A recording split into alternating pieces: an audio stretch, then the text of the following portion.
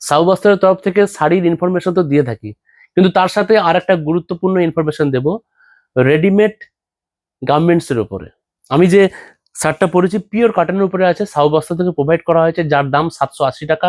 এরকম নিত্য নতুন যদি কালেকশন আপনি পেতে চান তাহলে কিন্তু আপনাকে অতি অবশ্যই আসতে হবে সাউ বস্ত্রালয়।